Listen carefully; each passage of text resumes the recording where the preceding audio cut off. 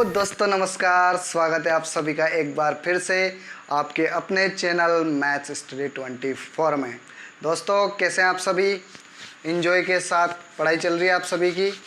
ठीक है, मैं तो यही उम्मीद करता हूं कि आप बहुत अच्छा पढ़ रहे होंगे और अपनी मेहनत के बलबूते पर इस साल 2024 में आपको सिलेक्शन लेना है किसी भी कीमत पर। दोस्तों, आपको अपनी मेहनत में कुछ भी कमी नहीं रखना है। जितनी आप मेहनत करोगे उतनी ही कम है, क्योंकि कंपटीशन का ज़माना है, कंपटीशन बहुत ज़्यादा है। तो उस हिसाब से आपको अपनी मेहनत भी बढ़ानी पड़ेगी। ठीक है। हाँ, ये बात एक अलग है दोस्तों कि हर कोई इतनी मेहनत नहीं करता है। फॉर्म बहुत सारे लोग भरते हैं, लेकिन सभी थोड़ी मेहनत कुछ ही लोग करते हैं और आपको अपनी जी जान लगा देनी है। अगर आपको सिलेक्शन चाहिए तो पूरे मन के साथ पढ़िए, क्योंकि आप अगर थोड़ा सा भी अगर मन हल्का करेंगे या आप अपनी पढ़ाई को पूरी ईमानदारी से नहीं करेंगे तो आप फिर पीछे रह जाएंगे। इसलिए अगर आपको पढ़ना है तो फिर पूरी ईमानदारी से पढ़िए, और अगर आपको नहीं पढ़ना है तो फिर आप अपना दूसरा कार्य देखें। ठीक है। आज मैं आपको एसएससी की मैंने सीरीज़ शुरू करी है मैथ्स की, तो मैंने परसेंटेज की 3 वीडियो बनाए हैं दोस्तों। आप जाके डिस्क्रिप्शन में वो देख सकते हैं। देखो, परसेंटेज और जो रेशियो एंड प्रोपोर्शन है, अनुपात समानुपात, ये बहुत ही इम्पोर्टेंट चैप्टर होते हैं। कारण क्या है? कारण ये है कि ये दोनों जो चैप्टर है ये लगभग पूरे अर्थमेटिक में 20% क्वेश्चन, सॉरी 80% क्वेश्चन कवर कर देते हैं। बहुत सारे क्वेश्चन जैसे आपने देखा होगा प्रॉफिट एंड लॉस, वहाँ पर परसेंटेज आता है कि 20% का प्रॉफिट होता है। ठीक है। पार्टनरशिप है, मिक्सचर एंड एलिगेशन है, वहाँ पे उसको अलग अलग अनुपात में बांटते हैं किसी धनराशि को। जैसे दूध और पानी का मिश्रण है तो इतने अनुपात में है। तो कई सारे टॉपिक जो हैं इन दोनों चैप्टर से हम कर सकते हैं। तो आज से मैं आपको रेशियो एंड प्रोपोर्शन का बेसिक पढ़ाऊंगा। आज की क्लास में इंट्रोडक्शन क्लास है, बिल्कुल जीरो से मैं शुरू कर रहा हूं। तो इसके साथ ही फिर आगे भी बहुत सारे पूछे हुए क्वेश्चन और इम्पोर्टेंट क्वेश्चन जो इस साल के एग्ज़ामों में आ सकते हैं वो सब हम करेंगे। तो दोस्तों, बिना टाइम वेस्ट किए हम शुरू करते हैं ratio and proportion. Ratio and proportion. ठीक है। इसको बोलते हैं हिंदी में अनुपात एंड समानुपात, अनुपात एवं समानुपात। अब सबसे पहले बात आती है कि अनुपात क्या होता है। क्या होता है अनुपात? रेशियो क्या होता है? रेशियो क्या होता है? देखो, रेशियो होता है, जैसे मैंने यहाँ पे लिखा A/B। क्या लिखा है? A/B। तो इसको मैं लिख सकता हूँ A/B। A/B को मैंने क्या लिख दिया है? A/B। A/B। यहाँ पर आप एक चीज़ ध्यान रखिए कि जब भी अनुपात निकालने की बात कही जाए तो 2 सेम नंबर में अनुपात निकाला जाता है या 2 सेम वस्तुओं में अनुपात निकाला जाता है। जैसे मैं एग्जांपल देता हूँ कि 10 पुरुष, या सिर्फ पुरुष की बात करो, नंबर मत लो उसमें, पुरुष और महिलाओं का अनुपात क्या है? तो पुरुष एक अलग है, महिला अलग है, तो यहाँ इनमें रेशो नहीं निकाला जा सकता। अगर मैं बात करूं कि 10 पुरुष और 15 महिलाओं का अनुपात, तो हम यहाँ पर संख्याओं का अनुपात ले सकते हैं। जैसे 10 पुरुष हैं और 15 महिला हैं, तो संख्याओं का तो अनुपात ले सकते हैं, क्योंकि संख्या सेम होती है। संख्या क्या होती है? सेम चीज़ों का हमको क्या लेना है? अनुपात लेना है। और यहाँ पर एक दो एग्जाम्पल और से समझते हैं कि रेशियो सेम नंबर का या सेम वस्तुओं में कैसे होता है। जैसे आपसे पूछा जाए कि फूल और आलू का अनुपात, तो फूल एक अलग है, आलू एक अलग चीज़ है। तो एक फ्लावर है, मतलब एक अलग चीज़ है, ये सब्जी है, आलू क्या है? सब्जी है। तो इन दोनों का हम क्या नहीं निकाल सकते हैं? अनुपात नहीं निकाल सकते हैं। इंजीनियर और डॉक्टर का रेशियो बताइए। तो इंजीनियर एक अलग ब्रांच होती है, डॉक्टर एक अलग ब्रांच होती है, दोनों का काम अलग अलग है, तो इनमें हम रेशो नहीं निकाल सकते। यदि आपसे बोला जाए कि 50 इंजीनियर और 20 डॉक्टर के बीच में रेशो, तो 50 संख्याओं का आप ये निकाल सकते हैं अनुपात। बात समझ में आ गई होगी अभी तक तो ये होता है A/B। अब यहाँ पर हम देखते हैं कि समानुपात क्या होता है। जैसे मैंने यहाँ पे लिखा A/B और फिर मैं यहाँ पे अनुपात के जैसे ही डबल डॉट लगा देता हूँ। 2 है ना, ये अनुपात है और ये भी अनुपात। अगर मैं 2 बार ऐसा लगा देता हूँ तो ये हो जाता है समान अनुपात, और यहाँ पर लिख दिया मैंने C/D, C/D। तो इसका मतलब क्या हो जाता है कि A/B जो है वो बराबर किसके हो जाता है, C/D के बराबर। A/B बराबर क्या हो जाता है, C/D।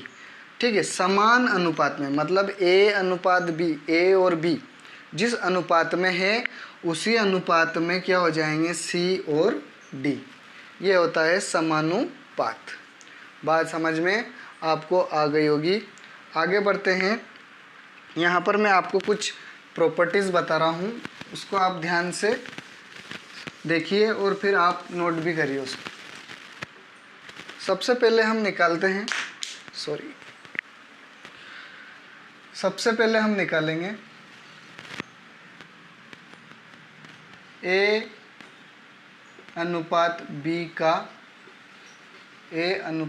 का वर्गानुपात। ठीक है, A/B का वर्गानुपात क्या होगा, इंग्लिश में बोलते हैं इसको, इंग्लिश में बोलते हैं डुप्लीकेट। क्या बोलते हैं, डुप्लीकेट ऑफ रेशियो।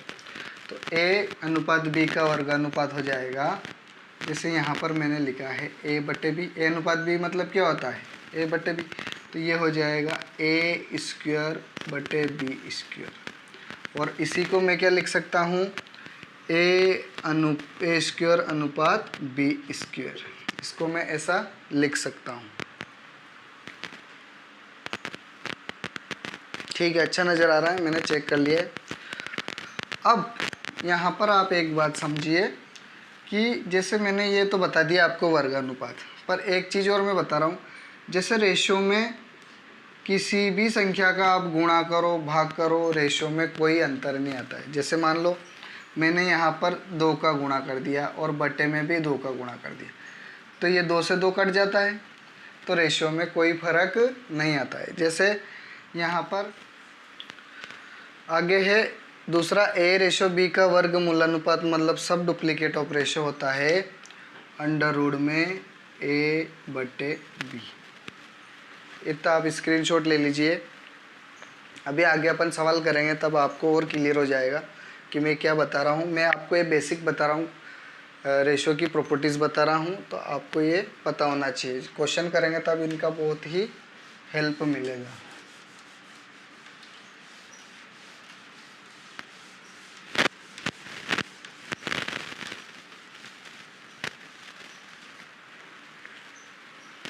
तीसरा होता है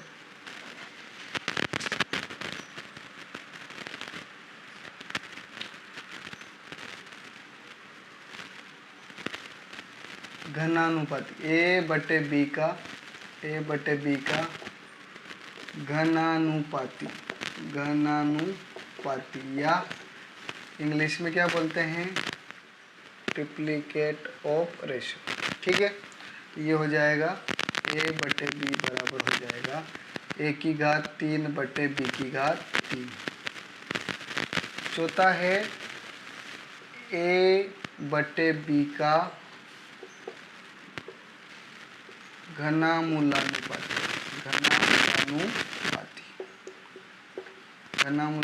हो जाएगा, यानी कि सब ट्रिप्लिकेट ऑफ रेशो। ये हो जाएगा A/B बराबर हो जाएगा, ये यहाँ पर 3 आ गई करनी, कितनी आ गई, 3। ठीक है दोस्तों, ये है हमने कुछ प्रॉपर्टीज़ की बात करी है कि सबसे पहले वर्गानुपात, फिर वर्गमूलानुपात, फिर घनानुपात और घन मूलानुपात। ये इतनी सारी चीज़ें हमने देखी हैं, तो इनका यूज़ हम जब क्वेश्चन आएंगे तो उसमें डायरेक्ट हम करेंगे। यहाँ पर मैंने लिखा है a अनुपात b बराबर लिखा है 2:5, और यहाँ पर लिखा है मैंने b अनुपात c बराबर लिखा है 3:4। यहाँ पर मैं आपको एक चीज़ समझा रहा हूँ दोस्तों कि ये जो b है दोनों जगह ये इक्वल होना चाहिए। यहाँ पर कितना है b रेशियो में 5 है, और यहाँ पर कितना है 3। तो इसका मतलब है कि हमको पहले इन दोनों को इक्वल करना पड़ेगा, यानी कि b को पहले इक्वल करना पड़ेगा, तब जाके इस तरह के क्वेश्चन हम कर पाएंगे। इसे यहाँ a अनुपात b कितना दिया है 2:5 दिया है, b अनुपात c कितना दिया है 3:4। तो यहाँ b अलग अलग आ रहा है, तो सबसे पहला हमारा जो काम रहेगा वो उसको b को सेम करना। तो इसका मैं आपको एक तरीका बता रहा हूँ, शॉर्टकट तरीका है। जैसे यहाँ a से चले अपन, तो a, अब देखो a है क्या और इसमें a नहीं है, तो ये नीचे आ जाओ आप सीधे, तो इन दोनों का गुणा कर दो, 2 3 6। अब यहाँ से चलते हैं b से, तो b है क्या इसमें b है, तो b इधर भी है 5 में और इधर 3 में, तो 5 3 15। तो यहाँ पर ये हो गया b। अब c की बारी आती है, ठीक है। तो c और तो है नहीं, तो यहाँ ऊपर से चलेंगे नीचे आ जाएंगे, सीधा सीधा 5 चौक 20। कट रहा है क्या? नहीं। तो ये आ गया a अनुपात b अनुपात c। क्या निकाल लिया हमने? a अनुपात b अनुपात c। 6:15:20 हमने यहाँ से निकाल लिया, ठीक है। एक तरीका और होता है, जैसे उसमें टाइम लग जाता है, इसलिए मैंने आपको वो नहीं बताया। ये आपको दिया है, ये a अनुपात b है और ये b अनुपात क्या दिया है? c दिया है। तो हमको b को इक्वल करना है। तो एक तरीका क्या होता है कि जैसे यहाँ 3 है तो यहाँ पर 3 का गुणा कर देंगे, और यहाँ पर 5 है तो नीचे 5 का गुणा कर देंगे। तो कितना हो जाएगा? 3 दूनी 6 और 5 3 15, 5 3 15 और 5 चौक 20। तो इसको अपन ऐसे लिख सकते हैं 6 अनुपात, देखो दोनों जगह एक जैसा हो गया, तो इसको हम ऐसा लिख सकते हैं, यही आया 6 15 20। बात समझ में आएगी नहीं? अब एक क्वेश्चन करते हैं तो उससे आपको जल्दी समझ में आ जाएगा। यहाँ पर क्वेश्चन पढ़िए, यदि a अनुपात b बराबर 2:3 तथा b अनुपात c बराबर 3:5, तो a अनुपात b अनुपात c ज्ञात कीजिए। तो यहाँ पर जो दिया है a अनुपात b बराबर 2 दिया है 3, और b अनुपात c दिया है 3:5। यहाँ पर ये जो 3 है ये दोनों जगह सेम है, मतलब हमको कुछ नहीं करना है, सीधा सीधा लिख दीजिए। a अनुपात b को एक ही बार लिखना है, क्योंकि दोनों सेम है तो कोई दिक्कत ही नहीं है, फिर तो हमारा काम बिल्कुल आसान हो गया। 2:3:5 ये हो गया डायरेक्ट, ठीक है। अगर मैं इसको थोड़ा सा चेंज कर देता हूँ, यहाँ पर मैं चेंज कर देता हूँ, यहाँ पर लिख दिया मान लो 5 और यहाँ पर लिख दिया मैंने 7। तो अब क्या करेंगे, यहाँ पर मैंने 5 कर दिया है और ये 7। तो अभी हाल मैंने बताया था आपको, कुछ नहीं करना है, a नीचे है ही नहीं तो a सीधा सीधा नीचे आ जाइए, तो इन दोनों का गुणा करना है। तो 7 दूनी कितना हो जाएगा? 14। अब b यहाँ से चलेंगे तो b इधर इस साइड है तो इधर गुणा करेंगे, 5 7 तो 35, ये कितना हो जाएगा? 35। और c तो इसमें गुणा कर देंगे 5 और 5 का, तो 5 और 5 25। तो a अनुपात b अनुपात c कितना हो जाएगा? 14:35:25। कट तो रही नहीं है, ठीक है। तो यही आएगा 14:35:25, ठीक है। आगे बढ़े। यहाँ क्वेश्चन दिया है a अनुपात b बराबर 2:3, b अनुपात c बराबर 4:1 और c अनुपात d बराबर 2:5। तो बोल रहा है कि a अनुपात b अनुपात c अनुपात d कितना होगा, ठीक है। वही तरीका लगाएंगे आप। ए से शुरू कर रहे हैं तो नीचे तक आना है, क्योंकि ए और है ही नहीं कहीं पे, तो नीचे तक आ जाओ सीधा सीधा। 2 चौक 8 दूनी 16, ठीक है। अब निकाल रहे हैं हम बी, बी यहाँ पर है और बी यहाँ पर है, तो ऐसे तिरछे आना पड़ेगा आपको यहाँ ऐसे। तो 3 चौक 12 और 12 दूना 24 यहाँ पर हो जाएगा, ठीक है। यहाँ से चले थे हम और इस तरीके से आए।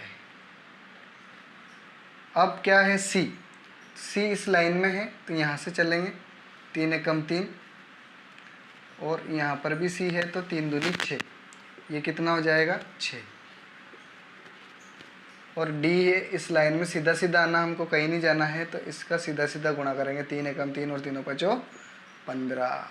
कितने लोगों को ये बात समझ में आ गई है? 16 24 6 15। किस किस को समझ में आई है और अभी तक किसको ये बात समझ में नहीं? देखो इससे बहुत जल्दी हो जाएगा, आपको कोई ज़्यादा दिमाग नहीं। अगर आप ऐसे निकालोगे तो पहले बी को इक्वल करोगे, फिर सी को इक्वल करोगे, ठीक है, तब जाके वो हो पाएगा।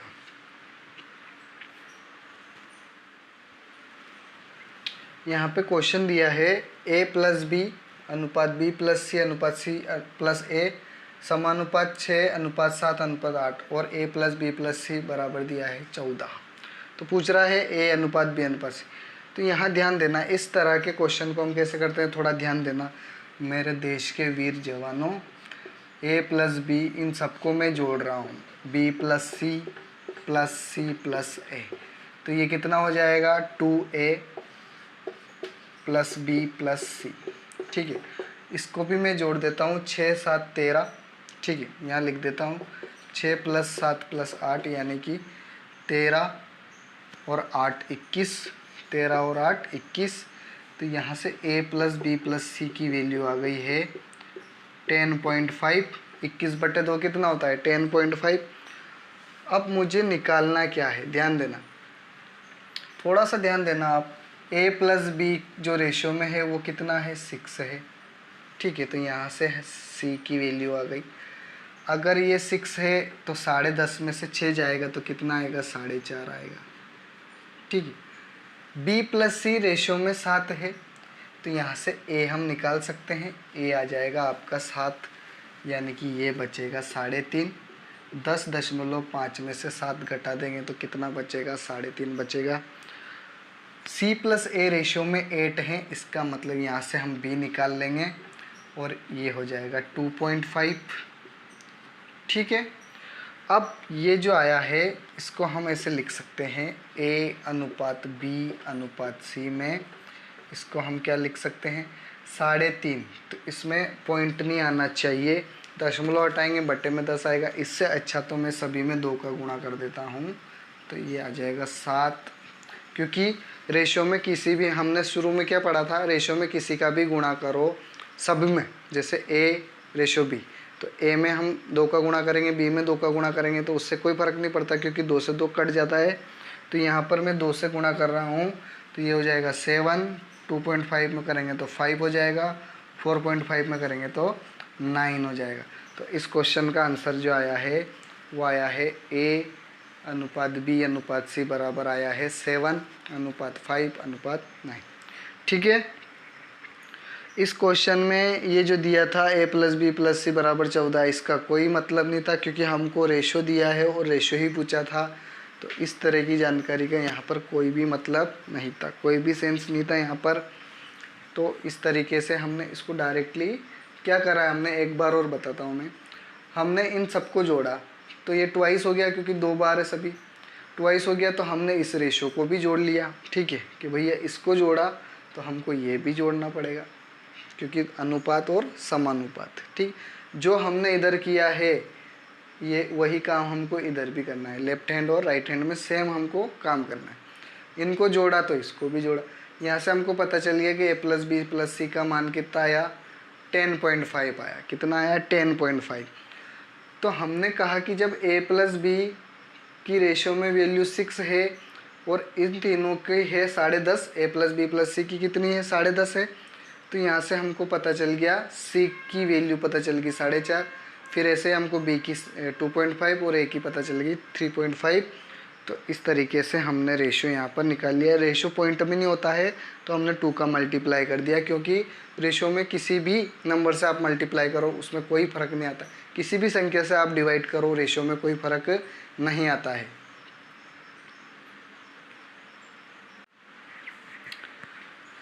क्वेश्चन दिया है मेरे प्यारे भाइयों, a अनुपात b बराबर 0.2 अनुपात 0.5, तो a बटे b का वर्गानुपात कितना होगा। मतलब वर्गानुपात, डुप्लीकेट। क्या पूछ रहा है?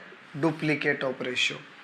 तो हमने क्या देखा है, a अनुपात b बराबर यानी कि a बटे b बराबर कितना दिया है आपको 0.2 और बटे में 0.5 दिया है। वर्ग अनुपात में पॉइंट का कोई मतलब नहीं, आप पॉइंट हटा दो, ठीक है, पॉइंट हट गया। तो ये कितना है 2/5।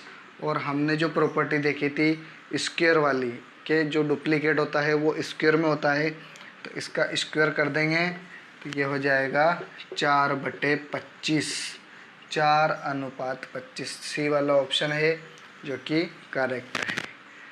ठीक है, डुप्लीकेट रेशो वर्ग करना है आपको, ठीक है। अगर पॉइंट में दिया है, रेशो पॉइंट में नहीं होता है, उसको हम सोल्व करके पॉइंट हटा देते हैं, ठीक है।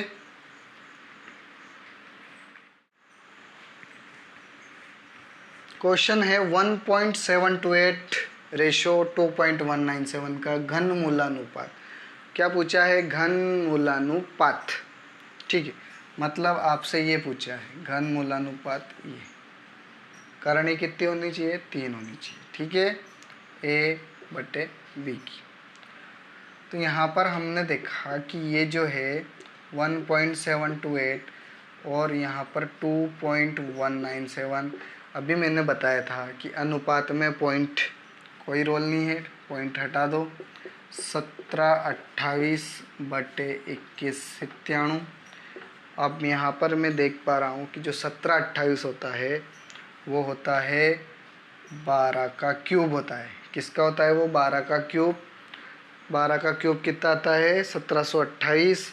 तो इसका मतलब इसका जो घनमूल आएगा, घनमूल कितना आएगा? 12 और 21 होता है 13 का क्यूब होता है। तो 21 का जो घनमूल आएगा वो आएगा 13। तो 12:13 राइट आंसर हो जाएगा, ठीक है। घनमूल मतलब आपको यहाँ पर क्या निकालना था? घनमूल यानी कि आपको करणी कितनी होनी चाहिए? 3। रूट के अंदर करणी कितनी होनी चाहिए? 3, ठीक है। तो यहाँ पर हमने दशमलव हटाया तो ये 1728 हो गया, ये 2197 हो गया। तो हमने देखा कि ये है 12 का क्यूब है, इसका मतलब है इसका जो है घनमूल 12 है, 2197 का घनमूल 13 है। तो यहाँ पर जो आंसर आया है 12:13, ठीक है। मज़ा आ रहा दोस्तों? चैनल को सब्सक्राइब कर लीजिए और वीडियो को लाइक करिए। क्वेश्चन दिया है दोस्तों, ये CDS का क्वेश्चन है, CDS में पूछा हुआ है 2019 में। इस तरह के क्वेश्चन को कैसे सोल्व करते हैं ध्यान दीजिए। 4√6 डिवाइडेड बाय √2 प्लस √3 के लिए x प्लस 2√2 बटे x minus 2√2 plus x plus 2√3 बटे x माइनस 2√3 का मान क्या है? ऑप्शन दिया है 1, √2, √3 और 2। तो यहाँ पर एक प्रॉपर्टी का यूज़ किया जाता है। जब भी इस तरह का कोई क्वेश्चन आए 4ab और a प्लस b, 4ab बटे में a प्लस b, तो उसका जो आंसर आता है वो हमेशा कितना आता है? 2 आता है। ये आपको ध्यान रखना है, ठीक है। अब यहाँ पर कैसे हो रहा है, इसमें ये प्रॉपर्टी कैसे लग रही है ध्यान दीजिए। 4√6 को मैं क्या लिख सकता हूँ? √2 इंटू √3। क्या मैं ऐसा लिख सकता हूँ √6 को? और यहाँ पर ये हो जाएगा √2 प्लस √3। यहाँ पर देखो ये 4, ये a और ये b, ये a और ये b। क्या ये प्रॉपर्टी यहाँ लग रही है? 4ab और a प्लस b। तो इसका जो आंसर आ जाएगा वो कितना आ जाएगा? 2, जो डी ऑप्शन में है। इस तरीके से कोई सा भी क्वेश्चन आ जाए 4ab divided by a plus b, अगर ये दिया और कुछ संख्या आपको अलग से पूछा है कि बताइए फिर ये क्या होगा, तो आपको जो आंसर देना है वो 2 देना है। आप इसको सोल्व करोगे आखिरी में आंसर 2 ही आएगा। एक चीज़ और बताना चाहता हूँ दोस्तों, मैं ध्यान दीजिए ज़रा। जैसे मान लो मैंने कहा कि ये जो 2/5 है, क्या लिखा मैंने, 2/5। 2/5 जो होता है वो बराबर होता है 4/10 के बराबर होता है। एक ही बात है, 2 में 2 का गुणा कर दिया तो कितना आ गया 4, और 5 में भी 2 का गुणा कर दिया तो कितना आ गया 10, दोनों बराबर है। इसको मैं 8/20 लिखूंगा तब भी ये बराबर है। अगर मैं इसको 16/40 लिखूंगा तब भी यही बात है। 2/5, 4/10, 8/20, 16/40। ऊपर 2 का गुणा किया है, नीचे भी 2 का गुणा किया। क्या ये एक ही है? रेशियो एक ही है ये सब। तो ऊपर जो मैं काम करूँगा वही अगर बटे में काम कर देता हूँ तब भी वो 2/5 ही रहेगा। कैसे?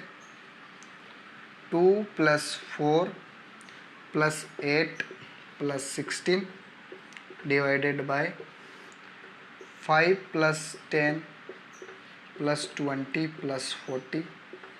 इनको जोड़ो आप, तो देखो यहाँ से 2 कॉमन आ रहा है, ऊपर जोड़ो भी मत, 2 कॉमन आ रहा है। 1 + 2 + 2 चौक 8 और 2 8 16।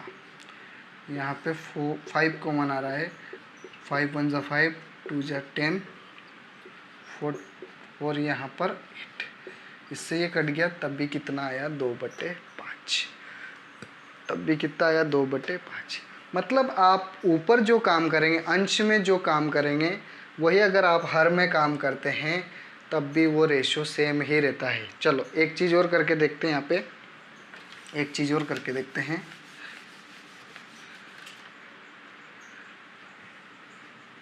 मैंने इसको माइनस कर दिया, 4 को क्या कर दिया है? माइनस। 8 को प्लस कर दिया है और 16 को क्या कर दिया है? प्लस कर दिया है।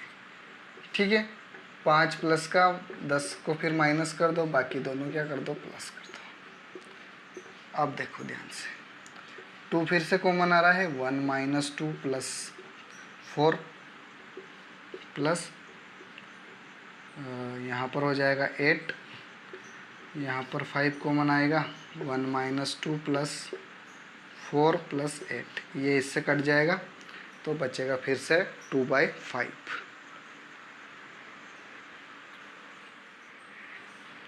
एक क्वेश्चन दिया है a/b = c/d = e/f = 3/4। तो ma² धन pc² धन ne² बटे mb² + pd² + nf² का मान कितना होगा? अभी जो मैंने प्रॉपर्टी समझाई थी, अगर उसको आप ध्यान से समझे होंगे तो इसका आंसर बहुत ही सिंपल है और वो हो जाएगा, देखो यहाँ पर a/b बराबर क्या है? c/d बराबर क्या है? e/d बराबर कितना है? इन सब के बराबर 3/4। तो इन सब में ध्यान से देखिए, ये वर्ग है। क्या है? ये वर्ग है। तो हम इसका भी वर्ग कर देते हैं तो आंसर आ जाएगा 9/16, 9/16 इस क्वेश्चन का आंसर है। बात समझ में आई के नहीं? कितने लोगों को ये बात समझ में?